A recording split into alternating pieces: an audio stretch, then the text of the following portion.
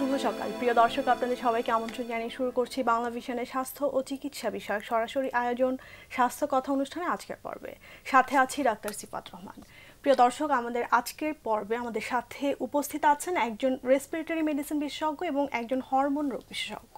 তো বুঝতেই পারছেন আজকের পর্বে আমরা শ্বাসতন্ত্র এবং ফুসফুসের বিভিন্ন সমস্যা এবং হরমোন জনিত যে সমস্যাগুলো সাধারণভাবে হয়ে থাকে, যেমন ডায়াবেটিস বা থাইরয়েড হরমোনের তারতম্যজনিত সমস্যা, এই বিষয়গুলো নিয়ে একটু সার্বিকভাবে আলোচনা করবার চেষ্টা করব। পাশাপাশি বর্তমান বাংলাদেশে আমরা কিন্তু দেখতে পাচ্ছি যে কোভিড পরিস্থিতি কিছুটা অগ্রগতি হচ্ছে বা একটু অবনতির দিকে যাচ্ছে বলে ধারণা করছেন বিশেষজ্ঞ চিকিৎসকরা।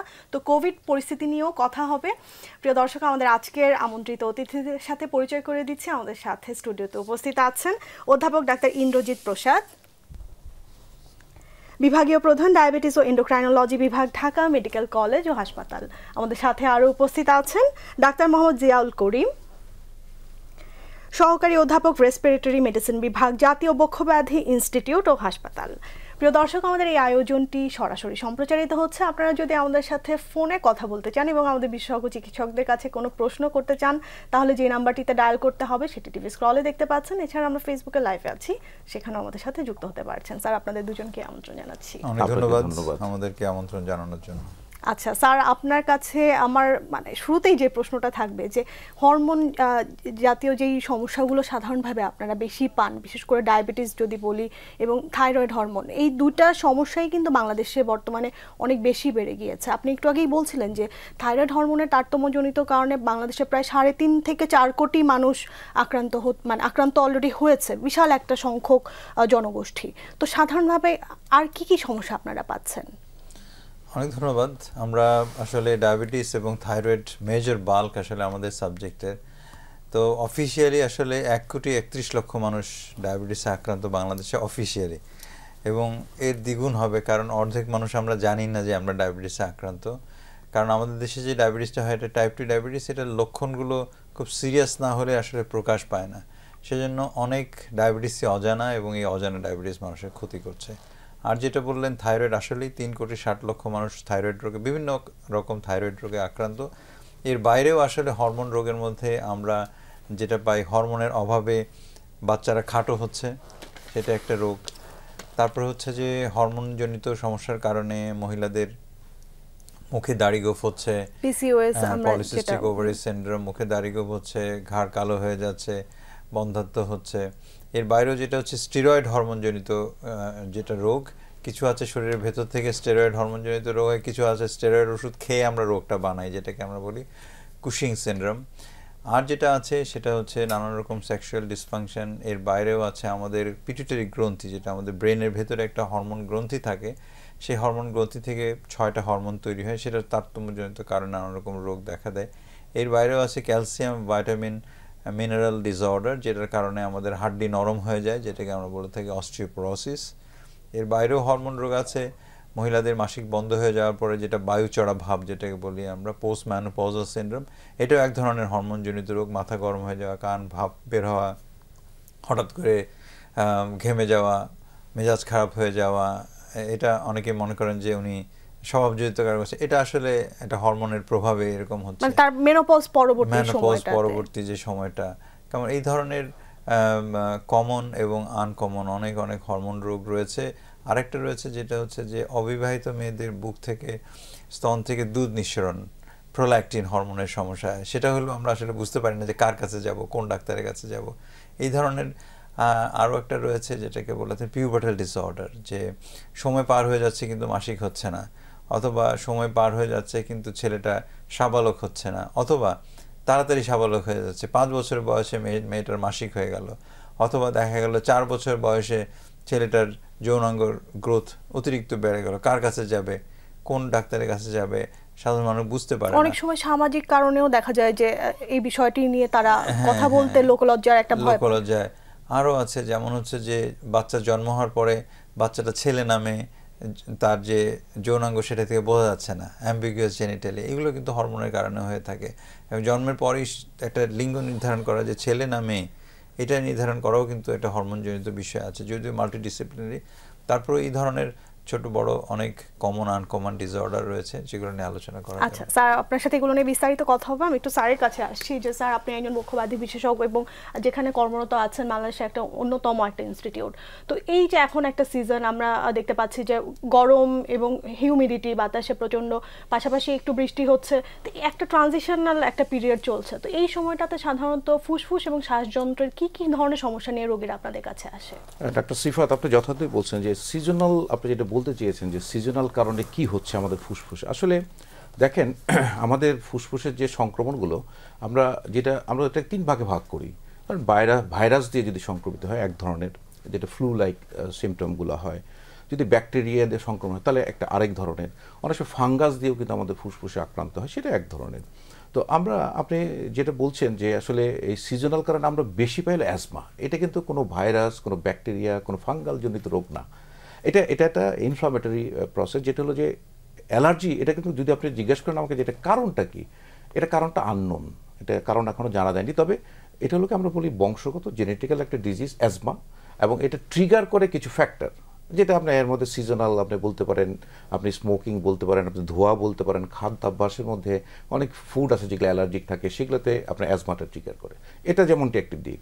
আর আরেকটা হলো যে যদি সিওপিডির কথা বলেন, যে আমাদের ফুসফুসের সংক্রমণ সিওপিডি, এটা সম্পূর্ণ স্মোকিং রিলেটেড একটা ডিজিজ। একটু বয়স্কদের মধ্যে এটা সাধারণত আমরা যেটা বলি 40 ঊর্ধ্ব যাদেরকে আমরা বলি, যারা স্মোকিং করে দীর্ঘদিন, আমরা বলি যে দীর্ঘদিন স্মোকিং করার ফলশ্রুতিতে তার ফুসফুসে যে ইলাস্টিসিটি নষ্ট হয়ে যায়, তখন কিন্তু এই সিওপিডি হয়। এটা হলো দীর্ঘ। আর যদি অ্যাজমার কথা, অ্যাজমার সিওপিডি কিন্তু অনেকটা একই ধরনের রোগ, দুইটা কিন্তু শ্বাসকষ্ট।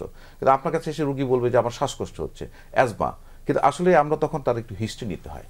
হিস্ট্রিতে তার এই শ্বাসকষ্ট কতদিন থেকে, সে যদি বলে যে আমার ছোটোবেলা থেকেই শ্বাসকষ্ট হচ্ছে, আমার স্কুলে গিয়েও আমার শ্বাসকষ্ট হয়েছে, আমাকে হাসপাতালে নেওয়া লাগছে, আমাকে নেবুলাইজার করা লাগছে, তো আমরা যদি হিস্ট্রি নিই এবং তার পাশাপাশি তার ফ্যামিলি হিস্ট্রি খুব ইম্পর্টেন্ট, ফ্যামিলি হিস্ট্রি যদি আমরা নেই, তাহলে আমরা সহজেই অ্যাজমাটা ধরতে পারি, যেটা চাইল্ডহুড, ছোটোবেলা থেকে আছে, অনেক দিন থেকে আছে। আর যদি একটা বয়স্ক মানুষ এসে বলে যে তার 60 ইয়ার্স তার বয়স এবং তার কিন্তু শ্বাসকষ্ট হচ্ছে এই 2-3 বছর বা 5 বছর থেকে শ্বাসকষ্ট হচ্ছে, আমরা তখন সহজেই জিজ্ঞেস করি আপনি স্মোকিং করেন কিনা। সে উত্তর দিয়ে আমি স্মোকিং করি, এবং প্রতিদিন আমাদের একটা হিসাব আছে যে প্যাক ইয়ার একটা হিসাব আমরা বলি। যদি একটি মানুষ প্রতিদিন 1 প্যাকেট সিগারেট 1 বছর খায়, তাহলে আমরা বলবো 1 প্যাক ইয়ার। তো প্যাকেটে 20টা থাকতে হবে সিগারেট, কারণ ওর পুরো প্যাকেট 10টা থাকলে হবে না, মানে 20টা সিগারেট প্রতিদিন করে সে 1 বছর খায়, তাহলে 1 প্যাক ইয়ার। কেউ 2 প্যাকেট করে খায়, তাহলে এটা তার 2 প্যাক ইয়ার। তো এরকমভাবে আমরা একটা কাউন্ট করি, একটা পর্যায়ে এসে সিওপিডি হয়। সিওপিডি অ্যাজমার মতো, কিন্তু এটা হলো বয়স্কদের স্মোকিং জনিত কারণে হয়। কোনো ক্ষেত্রে বাচ্চাদের হতে পারে, কিন্তু খুব রেয়ার, যেটা এমফাইসেমা, যেটা আপনার বিভিন্ন জন্মগত হতে পারে, কিন্তু সে রেয়ার কেস, কিন্তু নর্মালি স্মোকিং থেকে হয়। এটা যেমনটি গেল। আসলে নিউমোনিয়া, এটা কিন্তু খুব কমন আমাদের দেশে। আমরা একটু যে বয়স্ক এজ গ্রুপে বা একটু ছোট বাচ্চাদের মধ্যে নিউমোনিয়া কিন্তু বেশি। আপনি যথার্থই ডিমার্কেশন করেছেন, বাচ্চাদের ক্ষেত্রে নিউমোনিয়া এবং বয়স্কদের ক্ষেত্রে। আসলে এই মাঝারি যে বয়স আছে এদেরও নিউমোনিয়া হয়, কিন্তু এদের নিউমোনিয়াটা ধরেন তাদের বডির ইমিউনিটি দিয়ে সহজেই কিন্তু সেরে যায়, কিন্তু বাচ্চাদের ক্ষেত্রে এবং সিনিয়র সিটিজেনদের ক্ষেত্রে এটা কিন্তু সহজ যেতে চায় না। আপনি খেয়াল করবেন, আপনি যদি দেখেন কোনো একটা আত্মীয় আইসিইউতে ভর্তি আছে, আপনি শুনবেন যে তার নিউমোনিয়া হয়েছে, আপনি শুনবেন সে অন্য কারণে ভর্তি হয়েছে, কিন্তু পরে দেখবেন যে নিউমোনিয়া হয়েছে। তার মানে এই সিনিয়র সিটিজেনদের নিউমোনিয়ার খুব সহজেই সংক্রমণ হয়। এটা ব্যাকটেরিয়া জনিত রোগ, ব্যাকটেরিয়া দেওয়া হয়। তো সেক্ষেত্রে আমরা এটাকে 2 ভাগে ভাগ করি, যে এটা হলো কমিউনিটি অ্যাকোয়ার্ড নিউমোনিয়া, হ্যাঁ, আরেকটা হলো নিউমোনিয়া। কমিউনিটি অ্যাকোয়ার্ড নিউমোনিয়া হলো যারা ধরেন হসপিটাল অ্যাকোয়ার্ড নিউমোনিয়া, আর কমিউনিটি অ্যাকোয়ার্ড। কমিউনিটি অ্যাকোয়ার্ড হলো যে আমরা বাজারে যাচ্ছি, হাটে যাচ্ছি, আমাদের আসলো কমিউনিটি থেকে আসছে। হসপিটাল অ্যাকোয়ার্ড নিউমোনিয়া, একটা রোগী হসপিটালে ভর্তি হয়েছে, 2 দিন ভর্তি ছিল, এরপরের থেকে তার নিউমোনিয়া ডেভেলপ করলো, তো সেক্ষেত্রে আমরা বলবো হসপিটাল অ্যাকোয়ার্ড নিউমোনিয়া। এইটা একটা জিনিস। আর শিশুদের ক্ষেত্রে যেটা আমরা বলি, বাচ্চাদের ক্ষেত্রে এটাও আমরা খুব সিরিয়াসলি নেই, কারণ বাচ্চাদের ক্ষেত্রে আসলে ওরা তো বলতে পারে না যে তার কী সমস্যা হচ্ছে, কিন্তু আমরা যখন দেখি তার বুকটা ডেবে যাচ্ছে, তার শ্বাসকষ্ট হচ্ছে, শ্বাস আওয়াজ করছে, হ্যাঁ, এবং জ্বর আছে, হ্যাঁ, এখানে কিন্তু বাচ্চাদের ক্ষেত্রে আমাদের অ্যাজমা এবং নিউমোনিয়া একটু ডিফারেন্ট করা কঠিন হয়ে যায়। তো সেখানে কিন্তু জ্বর থাকতে হবে, যে নিউমোনিয়া একটা ইনফেকশন, তো জ্বর থাকতে হবে। অ্যাজমার ক্ষেত্রে জ্বর থাকবে না। আর বাচ্চাদের ক্ষেত্রে আমরা যেটা বেশি পাই ব্রঙ্কিওলাইটিস, এটা আমরা বেশি পাই, যে অ্যাজমার ওই অ্যালার্জিক যে ট্রিগারটা, সে বাচ্চাদের ক্ষেত্রে ব্রঙ্কিওলাইটিস, ব্রঙ্কিউল যে লাংসের যে কতগুলো স্ট্রাকচার আছে, আমাদের ব্রঙ্কিউল একটি স্ট্রাকচার আছে, ওখানে সহজেই ইনফ্লামেশন হয়। তো সেই বাচ্চাদের ক্ষেত্রেও কিন্তু আমরা যদি জ্বর থাকে, তাহলে আমরা ওইখানে দেরি না করে আমাদের চিকিৎসকের স্বর্ণপন্ন হওয়া উচিত। এইটা একটা গ্রুপ। আরেকটি কথা, স্যার আমাদের সাথে আছেন, স্যার তো এন্ডোক্রাইনোলজি, ডায়াবেটিস, হরমোন নিয়ে কাজ করছেন দীর্ঘদিন থেকে। স্যারও ভালো জানবেন, যারা স্যারের যে রুগীগুলো আছে ডায়াবেটিক পেশেন্ট, তাদের কিন্তু রোগ প্রতিরোধ ক্ষমতা কম থাকে, ইমিউনিটিটা সাপ্রেস থাকে, তার কিন্তু খুব সহজেই নিউমোনিয়া বলেন বা অন্য যে কোনো ভাইরাস বলেন, যে কোনো রোগে আক্রান্ত হওয়ার ঝুঁকি থাকে। তো সেই ক্ষেত্রটাও কিন্তু খুব ইম্পর্টেন্ট। আমরা বলি ইমিউনো কম্প্রোমাইজ পেশেন্টদের ক্ষেত্রে আমাদেরকে আরও সতর্ক, আরও সচেতন হতে হয়, যাতে করে নিউমোনিয়া সংক্রমণ তারা যাতে না হতে পারে। আচ্ছা, আমাদের সাথে ফোন একজন দর্শক আছে, আমরা ফোন কলটি নিয়ে আসছি। হ্যালো দর্শক, আসসালামু আলাইকুম। হ্যালো, আসসালামু আলাইকুম। জি, ওয়ালাইকুম সালাম। আমার একটা প্রশ্ন ছিল যে একজন রোগীর ডায়াবেটিক্স 1 না ডায়াবেটিক্স 2 এটা বোঝার উপায় কি, সে রোগীটা বুঝবে কিভাবে? আচ্ছা দর্শক, আপনাকে ধন্যবাদ। আরেকটা প্রশ্ন, যে বাচ্চার যদি ফুসফুসেতে যদি মানে কাশি থাকে, মানে কাশি হয়, তাহলে আমি অ্যান্টিবায়োটিক দিতে চাচ্ছি না, ওটা কিভাবে মানে? আচ্ছা দর্শক, আপনাকে ধন্যবাদ, আমাদের সাথেই থাকুন। স্যার, ওনার যে প্রথম প্রশ্নটা ছিল যে টাইপ 1 না টাইপ 2 ডায়াবেটিস, টাইপ 1 এবং টাইপ 2 ডায়াবেটিস, এটা আসলে আমরা ক্লাসিক্যালি যেভাবে করি যে তার সাথে কথা বলে প্রথমে তার হিস্ট্রিটা নিতে হয়, তারপরে তার গায়ে হাত দিয়ে এক্সামিনেশন করতে হয়, তারপরে পরীক্ষা নিরীক্ষা করে তারপরে আমরা ফাইনালি একটা মতামত দিই আর কি। তো যেটা হচ্ছে যে যখন কথাবার্তা বলি, জিজ্ঞেস করি হিস্ট্রি যেটাকে বলা হয়, তখন বংশে যদি কারো ইতিহাস থাকে তাহলে এটা টাইপ 2 ডায়াবেটিস। টাইপ 1 এর সাধারণত বংশের ইতিহাস থাকে না। বাচ্চা যদি হয় তাহলে টাইপ 1 ডায়াবেটিস, বয়স্ক যদি হয় তাহলে টাইপ 2 ডায়াবেটিস। কমনলি যারা মোটা সোটা তাদের টাইপ 2 ডায়াবেটিস, যাদের চিকন পাতলা তাদের টাইপ 1 ডায়াবেটিস। এটা হচ্ছে একটা বিষয়। আর যদি শরীরে অন্য কোনো মানে অটোইমিউন ডিজিজ থাকে, সাপোজ সাদা সাদা গায়ে ছোপ ছোপ দাগ, যেমন ভিটিলিগো, সেতি রোগ যদি থাকে, তাহলে ধরতে হয় যে ওই সেতি রোগ আছে, তার সাথে টাইপ 1 ডায়াবেটিস। এগুলো একটা আছে। টাইপ 1 ডায়াবেটিস সাধারণত খুব সিরিয়াস অবস্থায় আসে হাসপাতালে এবং খুব বেশি ডায়াবেটিস নিয়ে আসে। আর টাইপ 2 ডায়াবেটিস অল্প অল্প ডায়াবেটিস, 12, 13, 10, কিন্তু টাইপ 1 ডায়াবেটিস দেখবেন একবারেই 20, 25, 30 নিয়ে হাসপাতালে চলে আসে, একদম আনকন্ট্রোলড অবস্থায়, অনেক সময় আনকনশাস ডিকে নিয়ে আসে, ডায়াবেটিক কিটোসিডোসিস নিয়ে আসে এগুলো। আর হচ্ছে যে যখন আমরা পরীক্ষা নিরীক্ষা করি, হাত দিয়ে দেখি, পেশেন্টকে দেখি যে তার ঘাড়ে কালো কালো দাগ পড়ে আছে, পেটে ফাটা ফাটা দাগ পড়েছে, মোটা হলে অ্যাকান্থোসিস বলি, এগুলো থাকে। আর টাইপ 1 ভিটিলিগো। আর ইনভেস্টিগেশন করে, অনেক ইনভেস্টিগেশন আছে যেগুলো আগে আমরা বাংলাদেশে করতে পারতাম না, বিদেশে করতে হয়, কিন্তু এখন আমরা টাইপ 1 ডায়াবেটিস শতভাগ নিশ্চিত করার জন্য যত পরীক্ষা নিরীক্ষা আছে সবই আসলে বাংলাদেশে এখন করতে পারে, আগে হতো না।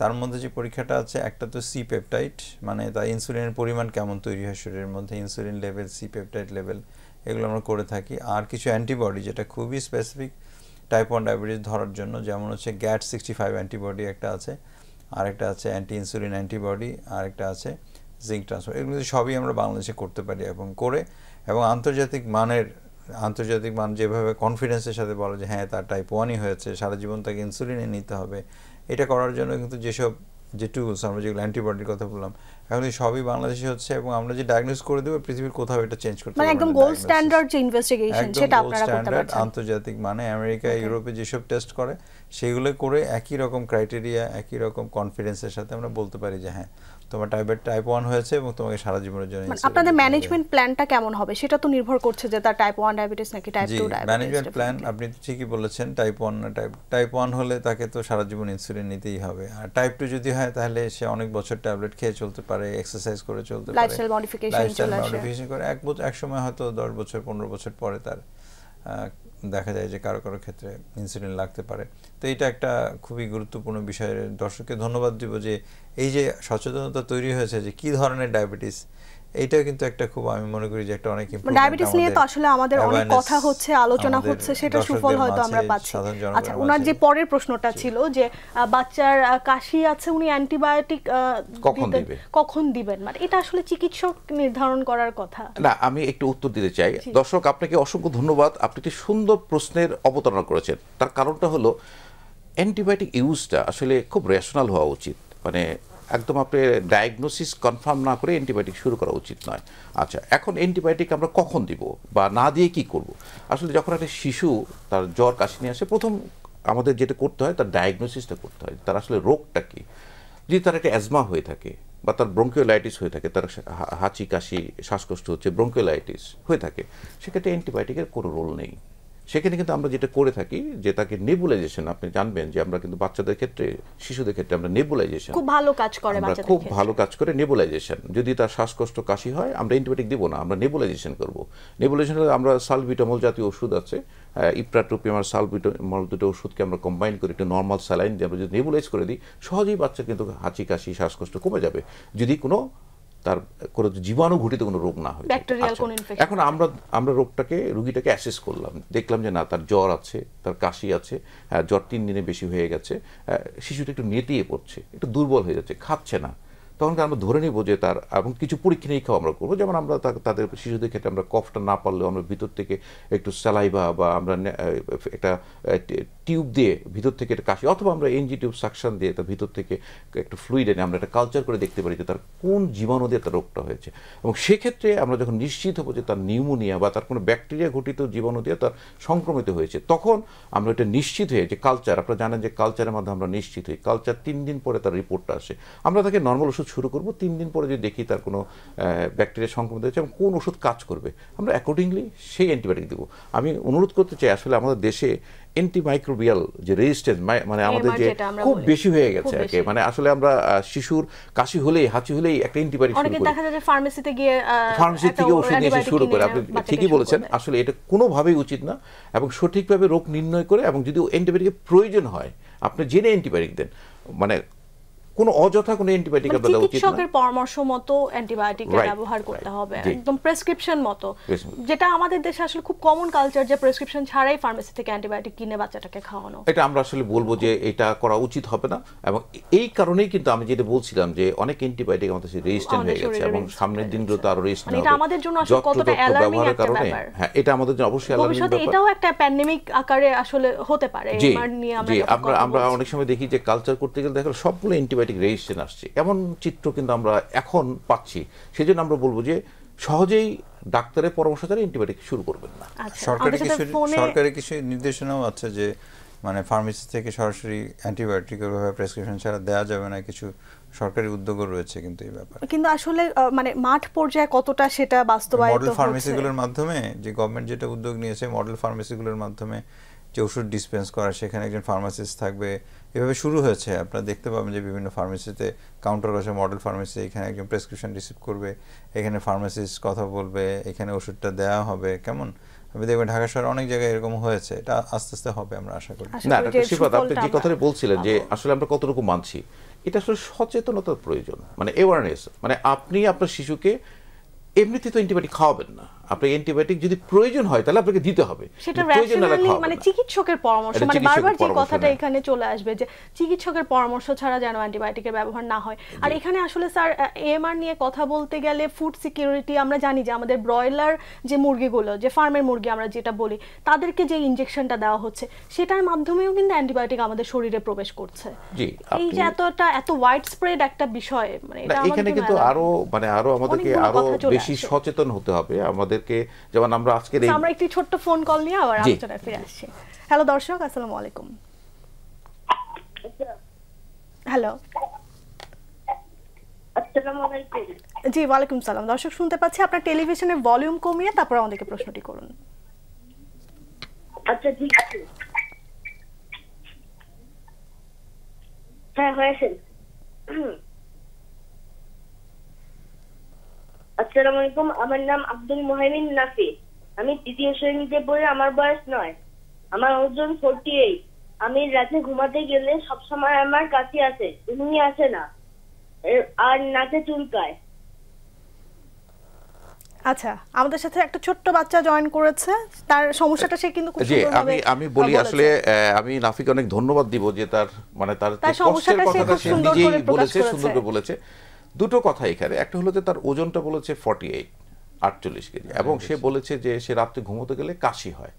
আসলে এটা আমি যদি বলি যে তার যে রোগটা, এটা অ্যালার্জি জনিত কোনো একটা কারণ হবে, রাতে ঘুমোতে গেলে কাশি হয়। এখানে আরেকটা বিষয় আছে যে আমরা একটা স্লিপ অ্যাপনিয়ার একটা শব্দ আমরা উচ্চারণ করি, যে অবস্ট্রাকটিভ স্লিপ অ্যাপনিয়া। যদি সে একটু ওবেস হয়ে থাকে, হ্যাঁ, তাহলে এডিনয়েড যদি থাকে, সেক্ষেত্রে এটা অবস্ট্রাকটিভ স্লিপ অ্যাপনিয়া হতে পারে।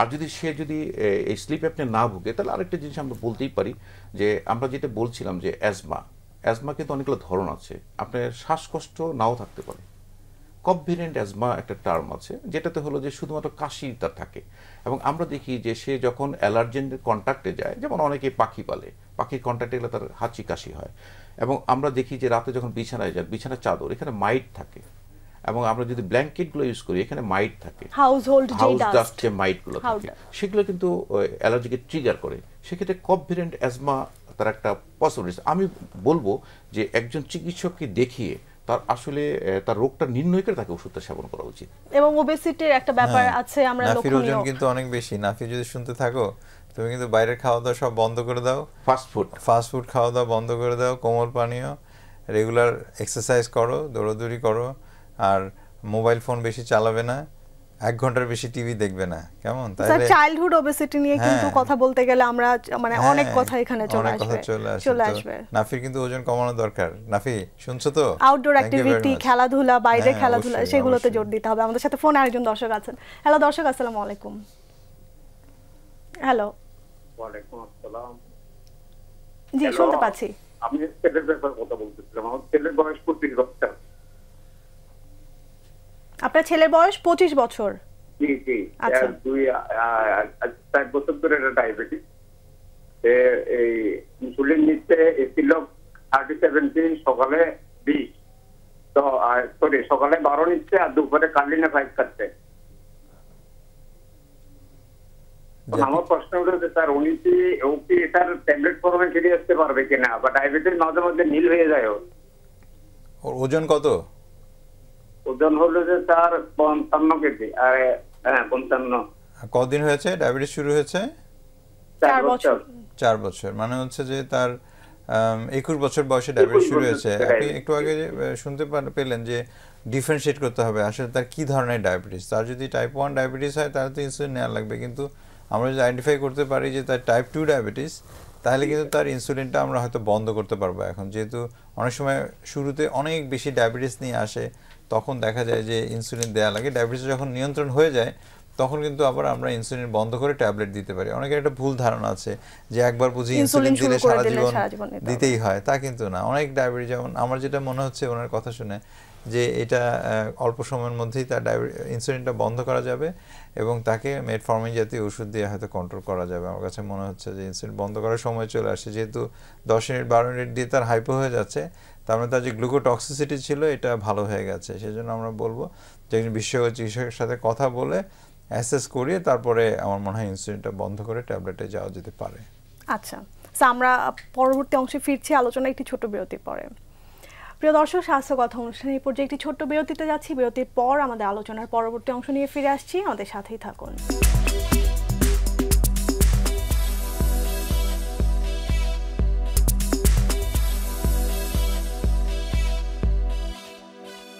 প্রিয় দর্শক, বিরতি শেষে আবারও আমন্ত্রণ জানাচ্ছি স্বাস্থ্য কথা অনুষ্ঠানে। আজকের পর্বে আমরা রেসপিরেটরি সমস্যা এবং হরমোনজনিত বিভিন্ন সমস্যা নিয়ে কথা বলছি।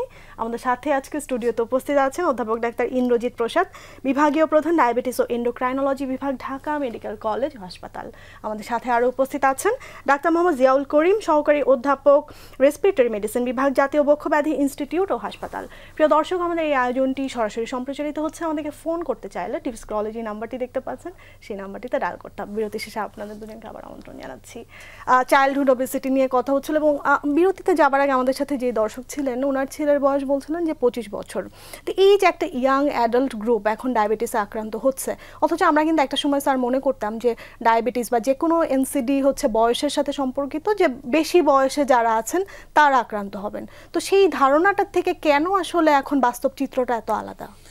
বাস্তব চিত্র কিন্তু প্রোগ্রামের শুরুতে আপনি শুনলেন যে 9 বছরের একটা বাচ্চা ফোন করেছে, ওর ওজন হয়েছে 48 কেজি। তার মানে দেখেন যে এখনকার সময়ে আমাদের যে সব কিছু মেকানাইজড হওয়ার কারণে, আগে স্কুলে যেত মানুষ হেঁটে, এখন তো হেঁটে স্কুলে যাওয়ার সুযোগ নেই। আগে স্কুলের মাঠ থাকতো, এখন বেশিরভাগ স্কুলেই কোনো মাঠ নাই। তো যার ফলে আগে তো এরকম ফাস্টফুড কালচার ছিল না, এখন তো গ্রামেও দেখি ফাস্টফুড কালচার। কেমন কোমল পানীয় খাওয়া, এক্সারসাইজ। সেদিন এক রুগী জিজ্ঞেস করলাম, তুমি কতক্ষণ খেলো? বলে, তুমি কি খেলো? বলে, আমি ক্রিকেট খেলি। আমি কতক্ষণ খেলো? বলে, যতক্ষণ চার্জ থাকে ততক্ষণ খেলি। মানে সে মোবাইলে ক্রিকেট খেলে। বলে, না আমি বাইরে খেলি না, আমি মোবাইলেই খেলাধুলা যা আছে সব মোবাইলেই করি। সো এই যে দেখেন, এই যে একটা ট্রানজিশন আমাদের, যে মেকানাইজেশন, মানে উন্নতির সাথে সাথে কিছু অসুবিধাও মানে এটা আরবানাইজেশনের বলতে পারি যে এটা একটা বাই প্রোডাক্ট হিসেবে আমরা এরকম একটা লাইফ পাচ্ছি, সেডেন্টারি লাইফস্টাইল। সো এটা আসলে অ্যাওয়ারনেস আমাদের গ্রো করতে হবে যে আমাদের শিশুরা যারা আমাদের ভবিষ্যৎ, এখন পাচ্ছি 10 বছর 12 বছর বয়সে ডায়াবেটিস, এই যে আরেকজন ফোন করলো 25 বছরের ডায়াবেটিস। তো এরকম কিন্তু এখন প্রচুর আমরা পাচ্ছি যে ইয়াং পেশেন্ট ডায়াবেটিস ডেভেলপ করছে। আর আরেকটা গ্রুপ আছে যারা প্রবাসী, কেমন তারা বিদেশে যাওয়ার পরে হঠাৎ করে অনেক মোটা হয়ে যাচ্ছে, হ্যাঁ, তাদের প্যানক্রিয়াটিসের ক্যাপাসিটি আগে কম ছিল, সে যেরকম অবস্থায় ছিল হঠাৎ করে তার হিউজ মানে ফুডের অ্যাওয়ারনেস, অনেকেই দেখা যাচ্ছে দুবাই সৌদি আরব থাকে ইয়াং পেশেন্ট সিরিয়াস রকম ডায়াবেটিস নিয়ে দেশে ফেরত চলে আসছে, কেমন এইটাও কিন্তু খুব মানে আমাদের যারা অ্যালার্মিং যারা প্রবাসী ভাইরা আছেন তাদের জন্য খুবই অ্যালার্মিং যে এত কষ্ট করতেছেন কিন্তু দেখা যাচ্ছে এই সামান্য একটু সচেতনতার অভাবে তাদের কিন্তু ডায়াবেটিস হয়ে যাচ্ছে নতুন করে, বেশিরভাগ মানে প্রবাসী কিন্তু ডায়াবেটিকে আক্রান্ত হয়ে যাচ্ছে। এটাও একটা মানে ইয়াং গ্রুপ। আর বাচ্চারা যে ডায়াবেটিস হচ্ছে এরাই তো আমাদের ভবিষ্যৎ, তাই না? কারো যদি 10, 12, 15 বছরে ডায়াবেটিস হয় তাহলে ও যখন ফুল ফাংশনিং হওয়ার কথা তখনই তো অসুস্থ জেনারেশন নিয়ে আমরা দেশ কীভাবে চলবে আমাদের। সুতরাং এখনই আমাদের অ্যাক্টিভ হইতে হবে, স্কুল হেলথ প্রোগ্রাম অ্যাক্টিভ করতে হবে, স্কুল কলেজ থেকে ঘর থেকে শুরু করে স্কুল কলেজ সব জায়গায় আমাদের হেলথ এডুকেশন নিয়ে আমাদের আসলে কাজ করার অনেকগুলো জায়গা আছে হবে এটা নিয়ে, তাদের জন্য এই যে ক্রনিক ডিজিজ যেগুলো ডায়াবেটিস প্রেশার এগুলো যেন না হয়ে যায় সেটা কিন্তু এখনই প্রতিরোধের সময়, এটা আমি বলবো। নতুন নতুন অনেক বড় বড় dialysis centre, cardiac bypass centre ইত্যাদি ইত্যাদি না করে আমি মনে করি যে এই ইনভেস্টমেন্ট আমরা যদি প্রিভেনশনে যদি করি তাহলে কিন্তু একটা লং টার্ম আমরা বেনিফিট পাবো, এবং এই যে বার্ডেনটা সেই বার্ডেনটাও আসলে কমানো সম্ভব হবে। আমি একটু স্যারের কাছে আসছি যে স্যার, আচ্ছা আমাদের সাথে ফোনে একজন দর্শক আছে, আমরা একটু ফোন কলটা নিয়ে আসছি। হ্যালো দর্শক, আসসালামু আলাইকুম। জি আসসালামু আলাইকুম। জি ওয়ালাইকুম সালাম। আচ্ছা আমার কয়েকটি সম্পূর্ণ প্রশ্ন রয়েছে, তার মধ্যে হচ্ছে আমরা মানে ন্যাচারাল সোর্স থেকে ইনসুলিন বাড়ানোর জন্য মানে কোন খাবারগুলোর উপর বেশি জোর দিতে পারি, এটি একটি। আর আরেকটা হচ্ছে ধরেন ডায়াবেটিস পেশেন্টদেরকে কখনো কখনো বাইরে থেকে ইনসুলিন নিলে অনেক সময় হাই মানে যদি ইয়ে হয়ে যায় বেশি হয়ে যায় ইনসুলিন তখন তো সমস্যা হয় যেটা হাইপো। আর ন্যাচারালি যদি কখনো ইনসুলিনের ভারসাম্যটা এরকম হয় যে ইনসুলিন বেশি তাহলে এটা কি ধরনের ইমপ্যাক্ট করতে পারে। আচ্ছা প্রশ্ন। আর একটা প্রশ্ন ছোট হচ্ছে এটা হচ্ছে আমরা তো ওই যে এই সাদা চিনি কিংবা আর্টিফিশিয়াল সুগার এগুলো তো অবশ্যই বর্জন করবো। আর ন্যাচারাল সোর্স থেকে আমরা সুগারটা পাই, হ্যাঁ, যেমন মধু, তারপরে আখের চিনি বা ফলমূল, এগুলো কোনো সাইড ইফেক্ট আছে কিনা যদি বেশি খাওয়া হয় কখনো বাকি? আচ্ছা দর্শক আপনাকে ধন্যবাদ। দর্শক আপনাকে ধন্যবাদ স্যার। আমরা প্রশ্নের উত্তরে একটু পরে যাব, আমি তার আগে একটু স্যারের কাছে আমার যে প্রশ্নটা ছিল সেটা নিয়ে আসছি। যে স্যার বলছিলেন যে স্কুলের বাচ্চাদের ক্ষেত্রে হেলথ এডুকেশন এবং অ্যাওয়ারনেসের কোনো বিকল্প নেই। তো আমরা জানি যে স্কুলে যখন বাচ্চারা একসাথে পড়তে যায় সেখান থেকেও কিন্তু বাচ্চারা কিছু সংক্রামক রোগে তারা আক্রান্ত হয়, ইনফেকশাস ডিজিজ, বিশেষ করে তাদের হাঁচি কাশির মাধ্যমে। এবং এখন আমরা একটু কোভিডেরও একটা সংক্রমণ আমরা নতুন করে আবার দেখতে পাচ্ছি যে নতুন একটা ভ্যারিয়েন্ট আসছে। তো এই যে আমাদের স্কুল গোয়িং যে ছোট ছোট বাচ্চা আছে তাদের জন্য আসলে স্বাস্থ্যবিধিটা কেমন হওয়া প্রয়োজন? না, আপনি যথার্থই বলছেন। আসলে এখন কিন্তু আপনি দেখবেন যে কোভিড 2019 সালে যখন শুরু হলো, এটা কিন্তু প্যান্ডেমিক হলো, ওয়ার্ল্ড ওয়াইড প্যান্ডেমিক হলো। আমরা আমাদের দেশে 8ই মার্চ 2020 আমরা কিন্তু আইডিএস এর মাধ্যমে আমরা প্রথম 3 জন কোভিড রোগী শনাক্ত করি 2020 সালে। এরপরে আমরা ভ্যাকসিন বা আপনি যে কথা বলছেন লকডাউন, স্কুল বন্ধ ছিল এবং দেখা গেল যে সোশ্যাল ডিস্টেন্সিং, এই যে আমরা সচেতন হয়েছিলাম এবং ভ্যাকসিন দিয়েছিলাম, একটা পর্যায়ে কিন্তু আমরা আর কোভিড পাচ্ছিলাম না। কিন্তু এখন কিন্তু আবার নতুন করে কিন্তু কোভিড উকি দিচ্ছে এবং আমাদের কালকেও কিন্তু 19 জন সংক্রমিত হয়েছে কোভিড রোগে। আচ্ছা, তো সেক্ষেত্রে আপনি যেটা বলছিলেন যে স্কুলের যে হেলথ এডুকেশন, আসলে কোভিডের যে বিষয়টা এটা হলো যে এখন নতুন সাব ভেরিয়েন্ট আসছে কোভিডের, অমিক্রন সাব ভেরিয়েন্ট, যেটাকে বলা হয় যে এলপি একটা ভেরিয়েন্ট আছে, এটা 38% সব কোভিডের। আরেকটা আছে যে এক্সএফজি এক্সএফসি, এটা আছে 8%, হ্যাঁ, আর একটা আছে এনবি, এটা আছে 37%। তো এই যে ওমিক্রনের সাব ভেরিয়েন্টগুলো এবং আদার্স আরও কিছু ভেরিয়েন্ট আসছে, আমাদের দেশে কিন্তু এক্সএফসি 2 জন রোগী শনাক্ত হয়েছে। তো এখন আমি যেটা বলবো যে আসলে শুধু স্কুল না, আমাদের সবাইকে সচেতন হতে হবে। আমরা কিন্তু ওই সময় যখন প্যান্ডেমিকে ছিল আমরা কিন্তু শিখেছিলাম যে মাস্ক পরা শিখেছিলাম, কোনো মানুষ ছিল না যে মাস্ক ছাড়া, সবাই মাস্ক পরে আমরা চলতাম এবং বিভিন্ন ব্যাংকেও লেখা থাকতো যে মাস্ক ছাড়া কোনো সার্ভিস দেওয়া হচ্ছে না। এই যে আমরা সচেতন হয়েছিলাম, মাস্ক, সোশ্যাল ডিস্টেন্সিং, যে কোনো জায়গায় লাইনে দাঁড়ানো আমরা 3 ফিট দূরে দাঁড়াতাম, নামাজেও আমরা 3 ফিট দূরে বসতাম, মানে সোশ্যাল ডিস্টেন্সিং, হাত ধোয়ার যে অভ্যাসটা, যে ভালোভাবে হাত ধোয়ার এই অভ্যাসটা। পাশাপাশি ধরেন একজন মানুষের কোভিড হয়নি কিন্তু তার হাঁচি কাশি হচ্ছে, আমরা বলবো যে যদি স্কুল স্টুডেন্টই হয়ে থাকে, সে যদি হাঁচি কাশিতে ভোগে, সে 3 দিন ঘরে থাকবে, তার কোভিড না হলে সে ঘরে থাকবে, সে একটু সুস্থ বোধ করার পরে তারপরে যাবে এখানে, এবং 3 দিন সুস্থ বোধ না করলে তখন কিন্তু সে টেস্ট করিয়ে নেবে। আমাদের কিন্তু টেস্ট আছে, যেমন RT-PCR আমরা বলি, র্যাপিড অ্যান্টিজেন টেস্ট আমরা বলি, করে জেনে নেবে যে কোভিড আছে কিনা। আর যদি কারো হঠাৎ করে হাঁচি, আমরা কিন্তু অনেক কিছু শিখেছিলাম, যে হাঁচি দেওয়ার যে আমরা টিস্যু পেপার অথবা যদি কিছু ম্যানার আমরা এটিকেট শিখেছিলাম, তখন হয়তো কিছু না হলো আমরা হাতটা এইভাবে দিয়ে কাছে দিলাম আরেকজনের যাতে সময়। এটা হলো কি, এটার কারণটা হলো যে কোভিড হলো খুব হাইলি ইনফেকশাস। যদি একটি স্কুলের বাচ্চা যদি কোভিড আক্রান্ত হয়, সে যদি না জানে, সে কিন্তু তার নিজের অজান্তেই কিন্তু আরো বন্ধুদের ছড়িয়ে দিল, এটা হাইলি ইনফেকশাস, এবং তার পরিবারের সদস্যদের মাঝেও ছড়িয়ে দিচ্ছে। সেজন্য এখানে আমাদের পরামর্শ থাকবে, যদি স্কুলের কোনো ছেলেদের, বাচ্চাদের যদি এরকম হাঁচি কাশি, একটু জ্বর, সেক্ষেত্রে আমরা বলবো তাকে বাসায় অবস্থান করা, আইসোলেটেড থাকা। এবং আপনি জানবেন যে এবারে যে কোভিডের লক্ষণগুলো কিন্তু আগের সাথে মিল নেই, একটু ভেরিয়েন্টের চেঞ্জ আছে। যেমন আমি বলি যে কোভিডের যদি লক্ষণগুলো আমরা জানতে চাই, প্রথম যে কথাটা বলা হয় যে খুব বেশি জ্বর থাকে, অতিরিক্ত তাপমাত্রাতে খুব বেশি জ্বর থাকে, সাথে কাঁপুনি থাকে, শিভারিং থাকে, এটা একটা লক্ষণ। কাশি থাকে, তো কাশির আবার একটা ধরন আছে, যে এই কাশিটা যখন শুরু হবে 1 ঘন্টা কাশি থাকবে, মানে একটানা 1 ঘন্টা কাশি থাকবে, এবং এরকম দিনের মধ্যে মানে 24 ঘন্টার মধ্যে সে 3-4 বার এরকম কাশবে। সে নাকে গন্ধ পাচ্ছে না, তার খাওয়ার টেস্ট চলে যাচ্ছে, ক্লান্ত বোধ করছে, শ্বাসকষ্ট হচ্ছে, একটু নেতিয়ে পড়ছে, ভালো লাগছে না। হ্যাঁ, তাহলে আমরা এটা হলো বর্তমান সময়ের জন্য কোভিডের লক্ষণ। আপনারা জানবেন যে স্বাস্থ্য অধিদপ্তর কিন্তু 11 দফা একটা নির্দেশনা কিন্তু জারি করেছে, স্কুল, কলেজ, ইউনিভার্সিটি এবং আমাদের সকলের জন্যই জারি করেছে, যেখানে কিন্তু এই কথাগুলোই বলা আছে যে এরকম কোনো লক্ষণ দেখা দিলে তাকে স্কুলে না যাওয়া, অফিসে না যাওয়া, ঘরে অবস্থান করা অন্তত 3 দিন। এবং কি করতে হয়, তাকে অ্যান্টিবায়োটিক না, কোনো ওষুধের প্রয়োজন। আমরা বলি যে খুব পরিমাণ মতো পানি বেশি, মানে তরল খাবারটা যেন আমরা খাই, এবং যদি তার একটু জ্বর থাকে সেক্ষেত্রে আমরা একটু প্যারাসিটামল জাতীয় ওষুধ সেবন করতে বলি। যদি হাঁচি কাশি, নাক দিয়ে পানি পড়ছে, সর্দি হচ্ছে, আমরা একটু অ্যান্টিহিস্টামিন জাতীয় ওষুধ সেবন করতে, এবং ঘরে অবস্থান করতে, কনজারভেটিভ ট্রিটমেন্টের মাধ্যমে আমরা ঘরে অবস্থান করতে। এটা হলেই যে টেস্ট করতে হবে সেটাও কিন্তু না, আমরা 3 দিন অবস্থান করেন, কিন্তু না, আপনার অবস্থার উন্নতি হচ্ছে না, ক্রমান্বয়ে উনি নেতিয়ে পড়ছে, খারাপ হয়ে যাচ্ছে, বা এর সাথে কিছু কোমরবিড কন্ডিশন আছে, যেমন ডায়াবেটিস আছে, কিডনির পেশেন্ট আছে, হার্ট ডিজিজের পেশেন্ট আছে, ক্যান্সারের কেমোথেরাপি নিচ্ছে, এই ধরনের পেশেন্ট, এটা কিন্তু সবচেয়ে ঝুঁকির মধ্যে থাকে। এদের ক্ষেত্রে আমরা ইমিউনোকম্প্রোমাইজ পেশেন্টগুলো, এদের ক্ষেত্রে কিন্তু আমরা বলবো যে না, ঘরে অবস্থান না করে ওনাকে, তাদের ক্ষেত্রে হসপিটালাইজেশনের প্রয়োজন, এবং শিশুদের ক্ষেত্রেও তা আমরা বলবো যে হয়ে গেলে তাদের একটা পরীক্ষার মাধ্যমে নিশ্চিত হওয়া যে আসলে তার কি রোগ হয়েছে জানার জন্য। আচ্ছা স্যার, আপনি খুব সুন্দর করে ইম্পর্টেন্ট কথাগুলো বললেন। স্যার কাছে একটু আসবো, যে দর্শকের ফোন যেটি ছিল। অনেক ধন্যবাদ। আসলে দর্শক যেটা জানতে চেয়েছেন যে ন্যাচারালি কিভাবে আমরা ইনসুলিন বাড়াতে পারি। আসলে ইনসুলিন আমাদের শরীরে তৈরি হয়, আমাদের দেশে যে ইনসুলিন যে ডায়াবেটিক হচ্ছে যারা, তাদের কিন্তু ইনসুলিনের অভাব খুব বেশি একটা থাকে না ইনিশিয়ালি, রাদার আপনি যখন ইনসুলিন রেজিস্ট্যান্স থাকে। সো যেটা করা উচিত, উনি যেটা বলছেন ইনসুলিন বাড়ানো, আমি বলবো ইনসুলিন কার্যক্ষমতা বাড়ানো।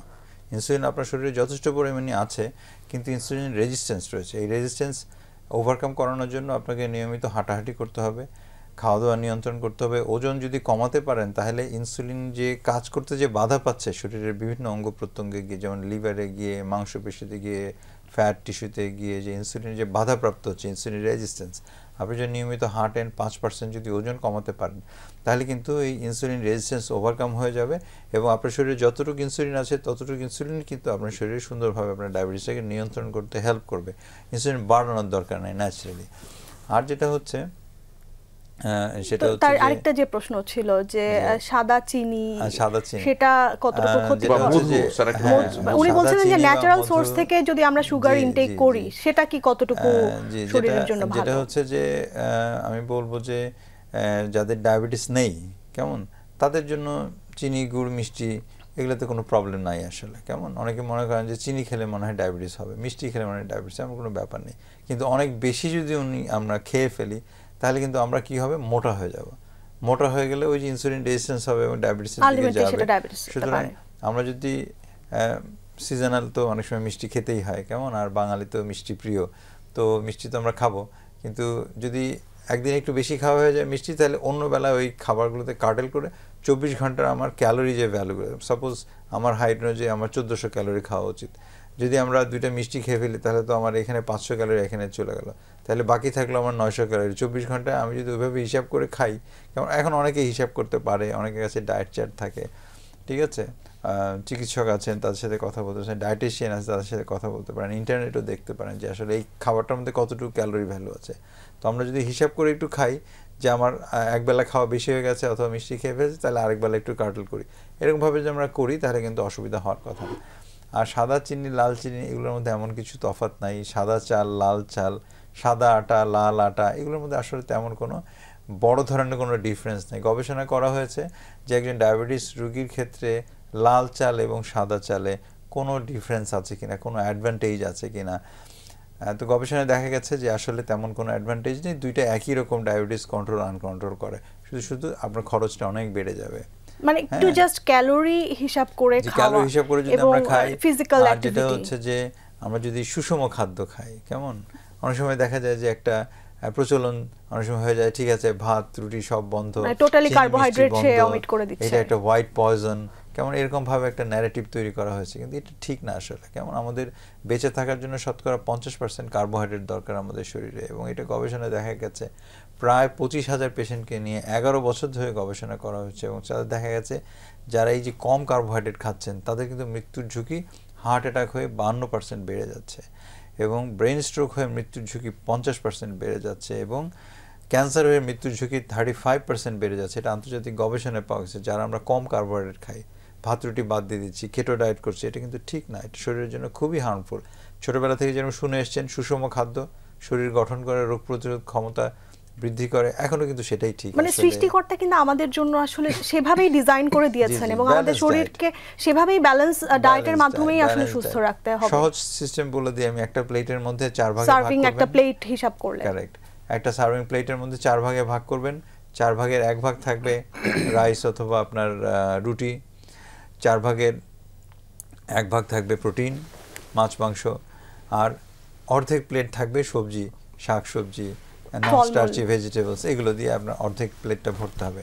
এইভাবে যদি আমরা গুছিয়ে, অনেক সময় ওজন মেপে করাটা অনেক সময় ডিফিকাল্ট হয়ে যায়, কিন্তু প্লেট মেথড হচ্ছে সব থেকে সহজ। 4 ভাগের 1 ভাগ ভাত রুটি, 4 ভাগের 1 ভাগ মাছ মাংস, আর অর্ধেক হচ্ছে ভেজিটেবল থাকবে, ব্যাস এই তো হয়ে গেল আমাদের সুষম খাদ্য। মানে এটা কিন্তু আসলে খুব বেশি কঠিন কোনো কিছু না, মানে আমাদের ডেইলি লাইফে প্র্যাকটিস করাটা এটা মানে খুব সহজ একটা বিষয়। তো আপনাদের কাছে রোগীরা যখন আসে নিশ্চয়ই এইভাবেই আপনারা কাউন্সেলিং তাকে করে দেন, এবং আমরা জানি যে ডায়াবেটিসের ক্ষেত্রে বা যে কোনো রোগের ক্ষেত্রে আসলে লাইফস্টাইল মডিফিকেশন খুব বেশি গুরুত্বপূর্ণ ভূমিকা পালন করে। লাইফস্টাইল মডিফিকেশনের মধ্যে হচ্ছে যে প্রতিদিন ওনাকে আধা ঘন্টা করে হাঁটতে হবে, সপ্তাহে 5 দিন, 150 মিনিট যদি উনি হাঁটেন, সময় না পেলেও 3 দিনে যদি 50 মিনিট করে হাঁটেন, খুব চমৎকার ডায়াবেটিস কন্ট্রোল থাকবে। উনি এই সুষম খাদ্য গ্রহণ করবেন, উনি 6 ঘন্টা ঘুমাবেন অ্যাটলিস্ট, এবং তারপরে হচ্ছে ওষুধ। তার মানে দেখেন ওষুধের প্রয়োজনীয়তা সর্বশেষে, তার আগে হচ্ছে ঘুম, তার আগে ডায়েটারি মডিফিকেশন, তার আগে মানে ডিসিপ্লিন, তার ডায়েট, এবং পরবর্তীতে ড্রাগের বিষয়টা ড্রাগের মাধ্যমে আপনারা ম্যানেজ করে থাকেন। দেখা যায় যে একটা পেশেন্টকে আপনারা সব ধরনের ওষুধ দিচ্ছেন, কিন্তু তার লাইফস্টাইল ঠিক নেই বলে তার ডায়াবেটিসটা কন্ট্রোলে থাকছে না, এবং পরবর্তীতে আরো বিভিন্ন অর্গান ইনভলভমেন্ট নিয়ে আপনাদের কাছে আসছে। এবং আপনি শুনে অবাক হবেন যে একটা ডায়াবেটিক রোগী তার সারা জীবনে যত টাকা খরচ করে, তার 20 ভাগ মাত্র খরচ হয় তার ডাক্তারের ভিজিটে, তার ওষুধ কেনায়, তার পরীক্ষা নিরীক্ষায়, হাসপাতালে যাতায়াত, ট্রান্সপোর্ট, এগুলো মাত্র 20%। আর 80 ভাগ খরচ হয় আমরা যদি ঠিকমতো কন্ট্রোল না করতে পারি, অসচেতনতার জন্য যদি জটিলতা দেখা দেয়, কিডনি রোগ হয়, হার্টের রোগ হয়, ব্রেনের রোগ হয় ইত্যাদি, এগুলোর কারণেই আমাদের 80% খরচ হয়ে যায়। সুতরাং মেজর যে অর্গানগুলো, সুতরাং আমরা যদি এই যে 20% এইখানে যদি আমরা ইনভেস্ট করি, কনসেন্ট্রেট করি, তাহলে কিন্তু আমাদের 80% যে জটিলতার খরচ সেটা কিন্তু আমরা কমে ফেলতে পারবো। মানে এখানে ইকোনমিক বার্ডেনটা আসলে কতটা কমিয়ে আনা সম্ভব। অনেক ডায়াবেটিস কিন্তু জটিলতা যদি না হয় তাহলে কিন্তু খুব ব্যয়বহুল রোগ না, কিন্তু আমাদের হাতে সময় শেষ। আপনাকে অসংখ্য ধন্যবাদ, অনেক সুন্দরভাবে আপনি আমাদেরকে মেসেজ দিয়েছেন। অনেক ধন্যবাদ। স্যারের কাছে আসবো যে আমরা শেষ করব, তো তার আগে আপনি কি দর্শকদের জন্য কিছু বলতে চান কিনা? আমি আসলে আপনার মাধ্যমে আমি দর্শকদের যে কথাটি বলতে চাই, যে এখন যেহেতু আপনার কোভিড নতুন করে চোখ রাঙাচ্ছে আমাদেরকে, সেজন্য আপনারা সচেতন হন। সচেতনতার কোনো বিকল্প নেই। আমরা যদি এই কোভিডকে আবারও মহামারী আকারে দেখতে না চাই, তাহলে আজকে থেকেই চলুন আমরা সবাই মাস্ক ব্যবহার করি। আমরা মাস্ক ব্যবহার করি, সোশ্যাল ডিস্টেন্সিং মানে আমরা একজন থেকে আরেকজনের দূরত্ব মেনটেন করি, এবং সঠিকভাবে সঠিক নিয়মে যেন আমরা হাত ধুই। হাঁচি কাশির সময় অবশ্যই আমরা টিস্যু বা রুমাল ব্যবহার করি, এবং যাদের একটু এই ধরনের কোনো উপসর্গ দেখা দিয়েছে তারা আমরা যেন ঘরেই অবস্থান করি, আমরা যেন জনসমক্ষে না যাই, ঘরে অবস্থান করি। যদি যারা কোমরবিড কন্ডিশন আছে, ডায়াবেটিস, কিডনি, হার্ট ডিজিজ, এই ধরনের যারা আছেন বা আমাদের সিনিয়র সিটিজেনরা আছেন, তাদের এই ধরনের লক্ষণগুলো দেখা দিলে আপনারা দেরি না করে আপনারা অবশ্যই একটা হসপিটালে, আমাদের কিন্তু ডিএনসিসি আমাদের কোভিডের জন্য ডেডিকেটেড হসপিটাল, সমস্ত মেডিকেল কলেজগুলো হসপিটালতে আমাদের ওয়ার্ড আছে, এবং এই পরীক্ষা কিন্তু এখন আমাদের সরকার থেকে বিভিন্ন জায়গায় ছড়িয়ে দিচ্ছে। ঢাকা তো আছেই, বাইরের জায়গাগুলোতেও কিন্তু এই কিটের মাধ্যমে কিন্তু পরীক্ষা নিরীক্ষা করা হচ্ছে। কাজেই আমরা সচেতন হই, আতঙ্কিত হওয়ার কোনো প্রয়োজন নেই। আতঙ্কিত হলেই আপনার আসলে আপনার যে স্ট্রেস, যেটা স্ট্রেসফুল লাইফ, এটা আমাদেরকে আরও বেশি বিপদের দিকে নিয়ে যায়। সেই জন্য আমি বলবো সবাইকে যে চলুন আমরা সবাই সচেতন হই, আতঙ্কিত হওয়ার কোনো প্রয়োজন নেই। আমাদের চিকিৎসা ব্যবস্থা কিন্তু আসলে এখন কোভিডের ম্যানেজমেন্ট দেওয়ার জন্য কিন্তু আসলে প্রস্তুত। প্রথম দিকে যেটা ছিল যে আমাদের প্রস্তুতির কিছুটা ছিল, এখন কিন্তু আর সেই সমস্যাটা নেই। না, কোভিড আসলে একটা নতুন রোগ। আমরা কিন্তু যখন কোভিড আমরা নতুন করে জানছিলাম, আমরা কিন্তু কোভিড নতুন করে আমরা অনেক কিছু জেনেও চিকিৎসা করেছি এবং অনেক ধরনের চিকিৎসা হয়েছে। কিন্তু এবার আপনি জেনে অবাক হবেন যে এবার যে গাইডলাইন আসছে, যেমন গতবার আমরা কিন্তু একটা ওষুধ ছিল আমরা শেষ করব আইভারমেট্রিন, যেটা মার্কেট আউট ছিল, পাওয়া যেত না, কিন্তু এবার কিন্তু গাইডলাইনে সেই ওষুধটা কিন্তু বলা হয়েছে এটা কোভিডের জন্য কার্যকরী নেই। কাজে এখন যে নতুন গাইডলাইন, সেই গাইডলাইনটা খুব ভালো ইফেক্টিভ চিকিৎসা আছে। আমরা নিশ্চয়ই আতঙ্কিত না হই, আমরা কোভিডকে আমরা মোকাবেলা করতে পারবো। স্যার, আপনাকে অসংখ্য ধন্যবাদ আমাদেরকে সময় দেওয়ার জন্য। আপনাকেও ধন্যবাদ। আপনার মাধ্যমে দর্শক শ্রোতা যারা এতক্ষণ আমাদের সঙ্গে ছিলেন, আপনাদেরকেও ধন্যবাদ। প্রিয় দর্শক, স্বাস্থ্য কথা অনুষ্ঠানে আজকের পর্বের আয়োজন ছিল এই পর্যন্তই। আশা করছি আপনারা উপকৃত হয়েছেন। দেখা হবে সামনের পর্বে নতুন কোনো বিষয় নিয়ে। সবাই ভালো থাকুন, সুস্থ থাকুন।